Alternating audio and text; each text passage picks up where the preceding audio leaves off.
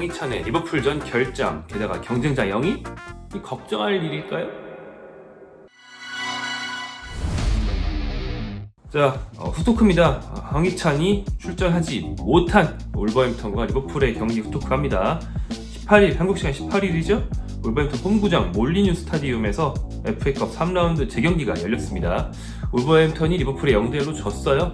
그러니까 앞선 원래 했던 3라운드 경기에서 울버햄턴이 리버풀을 상대로 2대2 무승부를 만들면서 이번 재경기로 끌고 왔죠. 그 당시에 황희찬 선수가 굉장히 중요한 동점골을 멋지게 넣어준 바가 있습니다. 그런데 재경기에는 결론적으로 말하면 황희찬 선수가 뛰지 않았다. 훌란 로페테기 감독이 황희찬 선수를 쓸 거라고 우리가 기대했던 이유들이 있었습니다. 황희찬 선수가 일단 이번 시즌뿐 아니고 예전까지 거슬러 올라가도 리버풀 상대로 유독 좀 좋았다, 강했다 이런 기록이 있죠.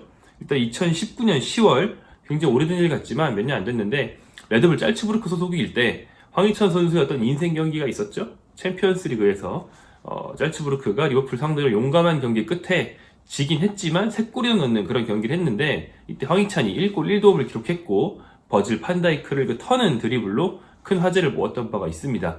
이 경기에 큰 감명을 받았던 클롭 감독이 황희찬에게 다가가서 친근하게 어떤 얘기를 하는 것도 화제가 됐었고 이달 뛰었던 미나미노가 제일 싸다고 하니까 당장 영입하는 그런 모습까지 보여주면서 리버풀에도 큰 어떤 임팩트를 준 경기였죠. 게다가 이번 시즌 황희찬 선수가 잘 뛰고 있지만 골이 좀 없어서 아쉬웠는데 이번 시즌 유일한 골을 그 리버풀과의 FA컵 경기에서 넣으면서 역시 리버풀 상대로는 좋은 기억이 많다라는 걸 보여줬어요. 하지만 이번에는 뛰지 않았습니다. 그래서 좀 우리 입장에서는 좀 아쉽다. 어떤 황희찬 선수가 상성산 좋은 상대, 좀 궁합이 좋은 상대, 좀 잘 공략할 수 있는 그런 상대를 만나서 클롭 감독은 이렇게 뒷공간 파는 선수들한테 좀 약한 면이 있잖아요. 손흥민 선수가 클롭에게 강한 면도 좀 있는 게 그런 이유라는 분석도 있고요. 그래서 황희찬 선수가 좀 활약하지 않을까 기대를 했는데 훌란 로페테기 감독은 황희찬을 아끼는 선택을 했습니다. 자, 그렇다면 이 측면을 봐야겠죠? 황희찬을 아낀 것일까? 아니면 황희찬이 밀린 것일까? 이 점에서는 뭐 요즘 황희찬 선수 경기를 보시거나 어떤 소식을 쭉 팔로우해 오신 분들은 별로 걱정 안 하실 것 같아요. 저도 걱정이 안 됩니다. 한때는 출장 자체를 우려하던 시절이 있었죠. 뭐 전 소속팀에서도 그렇고 이번 소속팀에서도 그 지난 시즌 같은 경우에는 초반에 좋다가 중반 이후에 좀 안 좋아지는 그런 흐름 때문에 우리가 걱정을 좀 했었어요. 하지만 이번 시즌 로페테기 감독 부임 이후만큼은 확고한 주전에 굉장히 가까워진 게 황희찬 선수의 모습입니다. 월드컵 이후 9경기를 치렀는데 황희찬 월드컵 갔다 왔고 월드컵에서 부상까지 약간 안고 있었기 때문에 조금 우려가 있었거든요. 울버햄턴 돌아간 뒤에 팀에서 이제 다시 자리 잡는데 오래 걸리지 않겠느냐는 우려가 있었는데 전혀 그렇지 않았습니다. 로페테기 감독은 지난해 11월 부임한, 그러니까 월드컵 이후가 부임한 지 얼마 안 된 시점이었는데 황희찬을 적극적으로 기용을 했어요. 그래서 이 경기 포함해서 9경기를 뛰었는데 선발 5회, 교체 투입 3회, 그리고 결장이 이번이 처음입니다. 그러니까 딱 한 경기, 이번 경기 빼고는 모두 출전을 했다.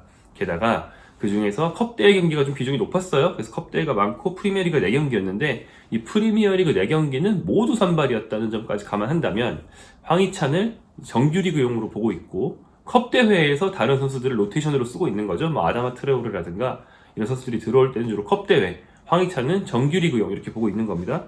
그래서 전혀 걱정이 되지 않는다라고 말씀드릴 수 있겠고요. 또 컵대회에서는 좀 벤치에 마주 앉는 것이 원래 패턴이라는 걸 우리가 확인할 수 있죠.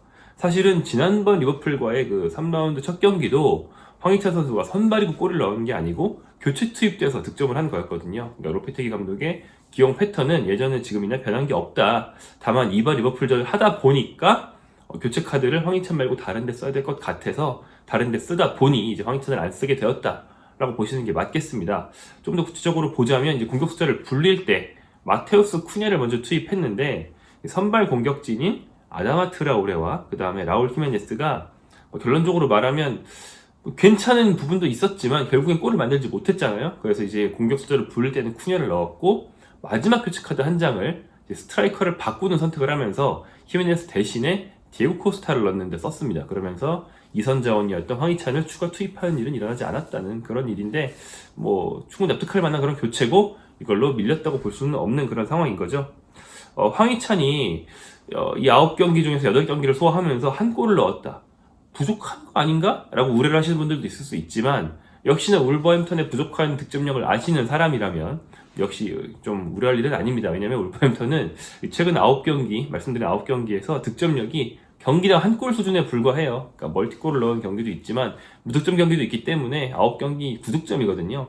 그 중에서 한 골을 황희찬이 넣었다? 뭐 적지 않습니다. 그래서 앞으로 황희찬 선수의 득점력이 개선은 돼야겠지만 현재로서는 뭐 우려보다는 기대가 훨씬 큰 상황이죠. 오히려 좀 버거운 일정이 됐어요. FA컵 재경기 때문에. 그래서 컵 대회보다 리그에 집중하는 황희찬의 모습은 좀 긍정적이라고 볼 수도 있겠습니다. 이 울버햄턴에 이어지는 프리미어리그 일정이 굉장히 힘듭니다. 뭐냐면 22일, 그러니까 다가오는 주말 경기죠. 맨체스터 시티 원정을 갑니다. 그 다음에 2월 5일에는 리버풀과 또 만나요. 그러니까 리버풀이랑 되게 짧은 시간 안에 3번 만나는 거예요. 이번엔 프리미어리그 홈 경기에서 리버풀을 만나거든요. 그건 2월 5일입니다. 그러니까 앞으로 시티 리버풀과의 연전이 있는데 여기에서 황희찬을 활용하는 게 더 중요하다. 이렇게 루페티기 감독이 생각한 게 아닌가 그렇게 싶고요. 이미 좀 주전 라인업에 들어와 있는 황희찬과 쿠냐 등보다는 다른 선수들 중에서 누구를 주전 라인업에 포함시킬 수 있을지 좀 저울질하는 과정에서 이런 라인업을 쓴 게 아닌가 또 생각해 볼 수 있습니다. 그리고 이제 이날은 울버햄턴 입장에서는 이슈가 하나 더 있었습니다. 그동안 이적설이 쭉 있었던 파블로 사라비아 선수가 결국 영입이 됐어요. 이날 경기를 앞두고 오피셜이 나왔고요. 사라비아 선수가 몰리뉴 스타디움에서 리버풀과의 경기를 관전하는 모습도 현재선 포착이 되었다고 합니다. 사라비아 하면은 유명한 선수죠. 이 선수는 레알 마드리드 유소년 출신이에요. 그래서 청소년 대표 때부터 스페인에서는 굉장히 큰 기대를 받았습니다. 레알에선 자리를 잡지 못했지만 헤타페와 세비야를 거치면서 수준급 선수로 성장을 했고요. 그래서 2019년 강호 파리 생제르맹이 돈을 많이 쓸 때 좀 비교적 이적료가 적당하면서도 공격진에서 좀 로테이션 멤버가 될 수 있고 경우에 따라서는 주전까지 될 수 있는 선수라는 기대를 갖고 영입을 했습니다. 파리 생제르맹에서는 뭐 아주 엄청난 활약을 하진 못했지만 11-12 시즌 지난 시즌에는 포르투갈의 스포르팅으로 임대가 됐어요. 뭐 좀 더 낮은 리그로 내려간 거 아니냐고 생각하실 수도 있지만 여기서 15골을 넣으면서 굉장히 좋은 모습 보여줬고 뭐 임대 신분임에도 불구하고 대표팀에서 오히려 입지가 넓어지는 그런 현상이 일어났습니다. 스페인 대표팀의 루이스 엘리게 감독은 한때 사라비아를 최전방 스트라이커 자리에 주전으로까지 낙점을 했었어요. 뭐 월드컵 직전에 좀 그럴 만한 모습을 보여주지 못하면서 결국에는 발탁하지 못했지만 한때는 대표팀 주전으로 거론됐을 정도로 굉장히 좀 인정받고 받아왔던 그런 선수입니다. 그래서 이번에는 울버햄튼을 왔는데 임대가 아니고 2년 반 완전 이적을 했거든요. 그래서 이제 이 팀이 공격력이 상당히 강해졌다라고 좀 기대할 수 있는 그런 상황이고 로페테기 감독과는 스페인 청소년 대표 시절에 이미 인연을 맺은 그런 관계입니다. 로페테기가 레알도 지도한 바 있고 세비야도 지도한 바 있지만 제가 알기로는 또 레알 B팀도 한 적 있나요? 제가 알기로는 이제 사라비아와 그 프로팀에서는 겹치지 않는 걸로 알고 있습니다. 다만 청소년 대표팀에서는 사라비아를 지도했기 때문에 잘 아는 그런 애제자를 데려온 셈이 된 거죠. 공격 전 지역을 소화할 수 있는 선수고 사라비아는 뭐 최전방, 2선, 측면 다 봅니다. 그래서 이거 황희찬이랑 겹치는 거 아니야? 황희찬 경쟁자가 겨울에 주전급이 연속으로 영입되는 거 아니야? 라는 우려를 하실 수도 있어요. 왜냐면 마테우스 쿠냐를 앞서 영입했기 때문에 쿠냐에 이어서 또다시 2선 자원 소양의 선수를 영입했다. 황희찬의 경쟁자라고 볼 수 있긴 합니다. 하지만 뭐 제 생각에는 오히려 시너지 효과를 기대할 수 있는 면이 크지 않나 이런 생각이 들어요. 왜냐면 사라비아 선수는 굉장히 좀 테크니션이에요. 그리고 센스로 경기를 풀어가는 선수고 경기 중에서 위치 변화를 이제 꺼리지 않고 측면에 배치돼도 중앙으로 들어가고 중앙에 배치돼도 측면으로 빠질 수 있고 또 2선에 배치돼도 전방으로 올라갈 수 있는 그런 선수입니다. 이런 센스가 있기 때문에 스페인 대표팀의 가짜 9번까지 봤던 거거든요. 다만 이 선수는 스피드가 빠르다든지 뭐 그런 신체 능력이 좋은 선수는 전혀 아니에요. 이 점을 본다면 신체 능력이 탁월한 황희찬과 오히려 상호 보완적인 관계를 맺을 수 있지 않을까. 이를테면 뭐 황희찬과의 2대1 패스라든지 황희찬이 상대 수비를 좀 많이 달고 들어가주면 뒤에서 사라비아가 센스있게 마무리를 한다든지 이런 식으로 호흡이 오히려 잘 맞을 수 있지 않을까라는 기대를 하게 합니다. 사실은 앞서 영입된 쿠냐 같은 경우도 쿠냐는 더욱더 황희찬과 겹치는 선수라는 우리가 우려를 했었는데 아니었죠? 오니까 호흡이 잘 맞았고 함께 선발로 뛰는 경우가 많아졌습니다. 앞서 말한 그 황희찬 선수의 리버풀전 득점 상황도 그 쿠냐와 호흡을 맞추면서 만들었었죠. 그렇다면 새로 영입된 선수들인 쿠냐와 사라비아 그리고 로페테기가 부임 이후에 계속 주전으로 간주하고 있는 황희찬 이 셋이 동시에 주전으로 뛰는 그림이 잘 그려지고 뭐 잘 맞춘다면 합도 좋을 거라고 좀 기대할 수 있습니다. 또 전방 압박을 좀 강조하고 좀 기술적인 축구, 점유율 축구를 좀 좋아하는 로페테기 감독의 성향을 봐도 황희찬, 쿠냐, 사라비아의 조합 상당히 괜찮을 것처럼 생각이 돼요. 다만 이 팀의 여전한 숙제는 스트라이커가 좀 부실하다는 거. 디에고 코스타와 라울 히메네스 모두 득점력을 보여주지 못하고 있잖아요. 그렇기 때문에 이 둘을 대체할 만한 스트라이커가 올 수도 있지만 만약에 오지 않는다면 이런 좀 에너지 넘치고 좀 이선자원 성향의 선수를 대거 기용하면서 동반 득점력 상승을 노리는 그런 전략을 쓸 거고, 이때 황희찬 선수가 동료들의 좀 지원을 받고 시너지 효과를 내면서 골을 많이 넣어준다면 우리로서는 최선의 시나리오가 될 겁니다. 우리 한국인들 입장에서는요. 그럼 현재 좀 부진한 팀, 상대팀이었던 리버풀 얘기도 간단하게만 해보죠. 리버풀은 이 경기에서 당연히 로테이션 시스템을 가동했습니다. 리버풀은 당연히 울버햄튼보다는 훨씬 더 경기 수가 많죠. 챔피언스리그 나가는 팀이니까. 그런데다가 매년 이제 클롭 감독이 힘들어하는 그 비교적 얇은 선수층에 컵 대회 병행하는데 꼭 이 팀은 재경기를 자주 하는 것 같은 느낌이 들죠. 그래서 좀 힘든 상황이었어요. 그래서 로테이션 시스템을 가동했는데 겨울에 영입한 코디 각포, 네덜란드 대표로서 월드컵 센세이션을 일으켰던 이 선수, 이 공격수는 역시 이번 경기에서 그렇게 뾰족한 모습은 아니었습니다. 그래서 좀 더 시간이 필요해 보여요. 좀 센스 있는 플레이로 효율 높은 공격을 할 때도 있지만 잠수를 타기도 하는 게 월드컵에서도 각포의 모습이었고 앞선 네덜란드 리그에서도 그랬다고 하거든요. 그래서 스탯에 비해서 경기 전반적인 좀 기여도나 존재감이 적다. 이게 각포의 특징이기도 하고 단점은 단점인데 이 모습이 울버햄튼 상대로 나왔습니다. 그리고 이제 측면에 엘리엇과 카르발류를 배치했는데 결국에는 이제 엘리엇의 중거리 슛으로 한 골을 넣으면서 리버풀이 승리했지만 이 선수가 꾸준히 측면에서 위협을 가했느냐? 역시나 이 점 좀 애매했고요. 이 선수는 역시 장기적으로는 특히 카르발류는 중앙 쪽으로 간주되지 않나라는 생각이 들었습니다. 리버풀이 찾은 희망도 있어요. 뭐냐면 다시 한번 바세티치입니다.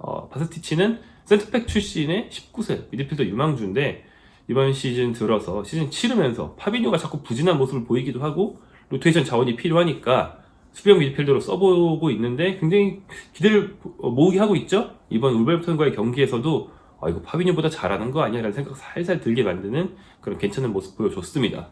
리버풀 중원 세대 교체의 희망이 될 수도 있겠다 하는 그런 생각은 좀 들었고요.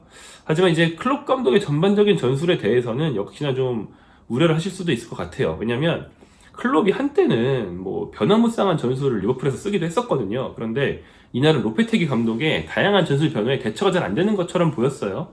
그러니까 선제골을 좀 일찍 중거리 슛으로 넣고 앞서갔지만 로페테기 감독이 어떤 전술을 썼냐면 4-2-3-1인 것 같기도 하고 3-4-1-2인 것 같기도 하고 계속 윙백을 썼다가 윙으로 올렸다가 이렇게 아야투 누리의 위치를 바꾸면서 전술을 좀 자주 바꾸는 그런 전략을 썼는데 울버햄튼이 경기 중에 측면 강화를 하면 측면이 휘둘리고 중앙 강화를 하면 중앙이 휘둘리고 이런 식으로 울버햄튼의 전술변에 좀 휘둘리는 모습을 보였습니다. 그래서 리버풀이 이기긴 했지만 단 한 골 차였던 거에서 보여주듯이 경기를 장악하고 막 휘두르진 못했거든요.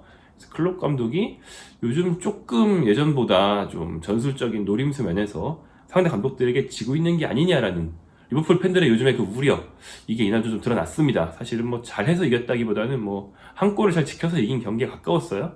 리버풀 입장에서는 앞으로 반등을 정말 많이 해야 이제 유럽 대항전 진출권을 회복할 수 있는 그런 상황인데 그렇게 희망을 주는 경기까지는 아니었다라고 말할 수 있겠습니다. 하지만 모르죠.